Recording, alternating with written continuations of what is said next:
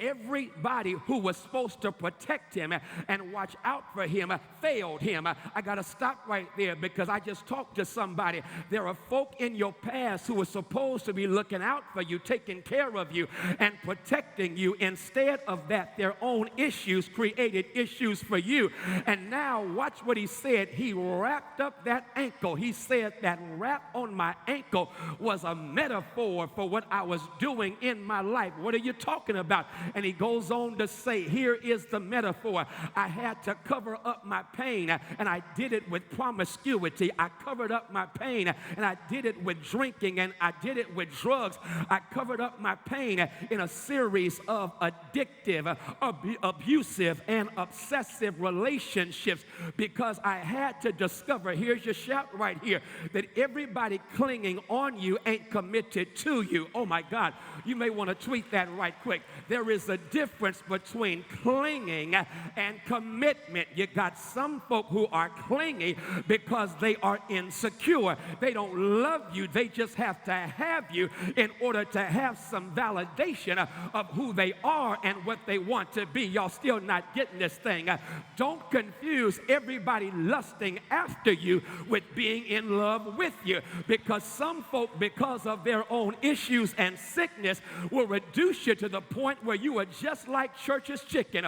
All they want are your legs, your thighs, and your breasts. I'm preaching and y'all not getting it. I'm trying to let you know, my brothers and sisters, in a real sense, if you are not careful, you will find yourself in a broken situation, coming from a broken situation, and then you create other broken situations because you become, that's what my man Carter G. Woodson said, you become what you behold.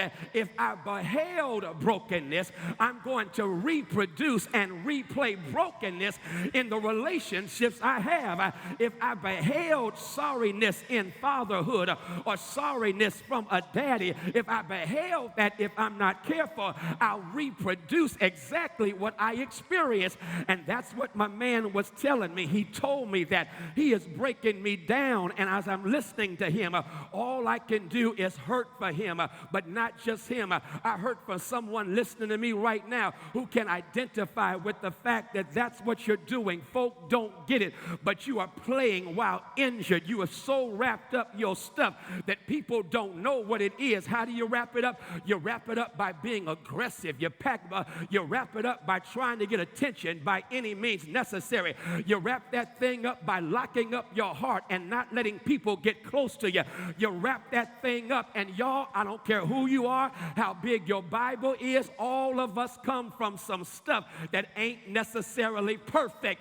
All of us got some dysfunction in our backgrounds. All of us got some fools in our families. All of us got some people in our lives who have broken our hearts and messed over us. And I'm going to hang out here because y'all looking real holy like I ain't talking about you. So come on to our text and let's meet Joseph. Joseph the dreamer. Joseph who dreamt of a better day. And yet the text says Joseph will testify to all of us that in spite of his dreaming, he had to live through a nightmare. Come on, Freddie Haynes, you preaching. Yes, I am. Because the bottom line is you can dream of big things, and then people closest to you bring the drama of their nightmare into your dream. And that's what happened to Joseph. Y'all know the story, don't you? Joseph began dreaming, and the book says he made the mistake of sharing his big dream with his family. You can't share your big plans with small people because small people will cut your big dreams down to their size. Watch who you share your dreams with. Everybody can't handle your dream. Everybody can't handle where you going. Everybody can't handle what you up to, and they will try to cut you down and talk about you ain't gonna do that. And ain't that a trip that sometimes it's the people closest to us who will beat us down? And there's somebody looking at me right now, and you are sabotaged by self-doubt simply because of what people have said about you who are close to you. People close to you talking smack about you. People close to you don't want you to succeed.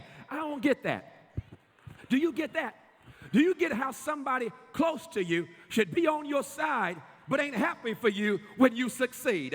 And the moment you start dreaming big, they start talking mad. And when they start talking mad, they want to bring you down. I'm just trying to let y'all know that every now and then we get abused by people who are close to us. And if you're not careful, before you know it, if they're too close to you, it's kind of like, have you ever got a hotel key? A hotel key, they tell you, these hotel keys is not the key you use at your house. It's a card. And they tell you that you cannot, don't miss your shout, you cannot allow the hotel key to get close to your cell phone. Why? Because if it gets close to the cell phone will drain the power of the key out of it, and the key now cannot do what it was made to do because it got close to the wrong thing. Friendship West Baptist Church. Come